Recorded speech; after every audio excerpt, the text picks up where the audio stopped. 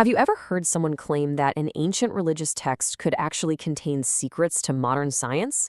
Well, today we're diving deep into a fascinating idea that has captivated millions and sparked, well, decades of debate: the notion that the Quran contains scientific knowledge that was way ahead of its time. So, this is the big question, right? Can a book that's 1400 years old really describe scientific phenomena that we didn't discover until very recently? Is this a genuine miracle? Is it all just a matter of interpretation? Or is there something else going on entirely? Let's break it all down together. All right, so first things first. Where did this whole idea, at least in its modern form, actually come from? Well, it really kicks off with one single, hugely influential book that just lit a fire under this whole movement. So, back in the mid-1970s, this book, the Bible, the Quran, and Science, just explodes onto the scene, especially in the Muslim world. And this was not your typical religious commentary. Now, it made a really startling claim that the Quran is in perfect sync with modern science, and that it contains knowledge that would have been impossible for anyone to know 14 centuries ago. And the guy behind this whole thesis? A man named Dr. Maurice Bucaille. Now, what's interesting is that he wasn't a theologian or a physicist. He was a French surgeon. And his job as the physician to the Saudi king, well, that gave him some serious access and credibility. Having a Western doctor make these claims really added this powerful layer of authority for a lot of people. Okay, so let's get into the specifics. What are the actual claims? What do proponents point to as stone-cold proof of divine knowledge? I mean, there are dozens, but there are a couple of examples that you hear cited more than pretty much any others. The number one example you'll probably hear is about embryology. Proponents point to this verse from the Quran, which describes the stages of human development inside the womb. The argument here is that this description is a miraculously accurate play-by-play of modern embryological science. And this is where the claim gets really, really specific. Proponents take these ancient Arabic words and map them directly onto modern science. They'll say nutfa is the sperm. Alaka, they argue, perfectly describes the embryo implanting in the uterine wall, clinging like a leech. And mudga is the somatite stage, where the embryo actually looks a bit like a chewed piece of flesh. For believers in this theory, this isn't just poetry. It's a step-by-step scientific guide. All right, another really big example for proponents comes from oceanography. This verse talks about a barrier between two seas, one sweet and one salty, that stops them from mixing together.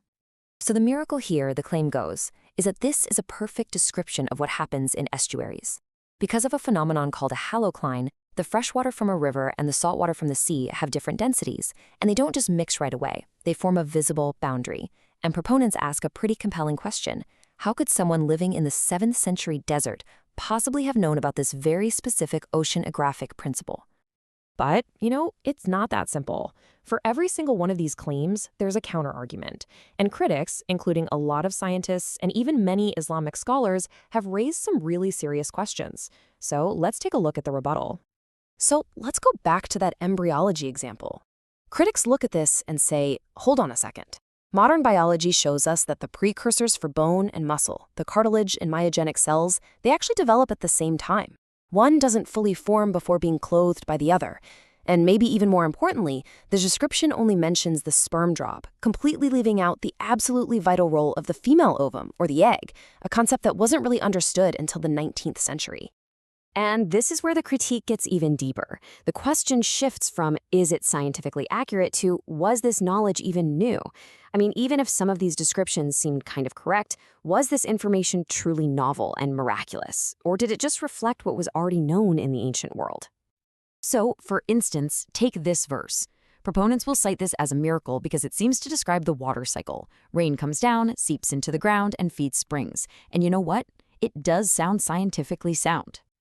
And this is the critics' big comeback, as sources like RespondIslam.net point out, ancient Greek philosophers like Anaxagoras had described the basics of the hydrological cycle with pretty amazing accuracy over 1,000 years before the Quran was revealed.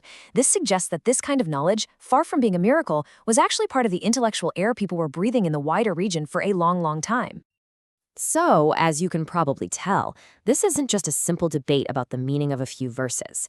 To really, truly understand this whole phenomenon, we have to zoom out and look at the bigger picture. Because this is a modern movement, and it has some really deep historical and political roots. To get why the scientific miracles movement became so popular, you have to look at the history. You have the amazing Islamic Golden Age, a time of incredible scientific progress. But then, the center of the scientific world eventually shifts to the West. And for many in the Muslim world, this created a feeling of being left behind. So in the 1970s, you see this new push, heavily bankrolled by oil-rich states like Saudi Arabia, to harmonize Islamic scripture with modern science. And that all leads up to the publication and massive promotion of Bukhal's book. And this is where the politics really come into play. According to sources like the Dawn article, this movement wasn't just about faith in science. It popped up in the 70s as a powerful ideological tool to fight back against secular nationalism and socialism, which conservative monarchies saw as a huge threat. Critics like Ziauddin Sardar, who was actually on the inside of some of these projects, put it bluntly, saying the real goal wasn't genuine science, but creating feel-good propaganda. And here's another, more intellectual critique you'll find. Scholars in places like Traversing Tradition argue that this whole approach, this attempt to prove your faith using science, isn't actually rooted in classical Islamic thought. They say it's borrowing a defensive apologetic style that's more common in Christian debates with secularism. And in doing so, it fundamentally changes the relationship between the believer and their own sacred text. So, after digging into the claims, the rebuttals, and all the history behind it, where does that actually leave us? Well, it seems like there are really three different ways to look at this whole issue. So it really boils down to these three competing perspectives. First, you've got Bukharianism, the idea that the Quran is a book filled with scientific proofs that demonstrate its divine origin. Then you have the scientific critique, which challenges the facts and says the verses are either inaccurate or just reflect old knowledge. And finally, there's the intellectual critique, which asks a much bigger question. Should we even be reading a sacred text like a science textbook in the first place? They'd argue its real purpose is to be a moral and spiritual guide, not a science manual. And that really brings us to the most essential question of all. Is a holy book meant to be a source of scientific facts that can be proven or disproven? Or does it operate in a completely different realm of human experience? This whole debate over scientific miracles in the Quran really forces us to think about that fundamental tension, a question that continues to shape our modern world.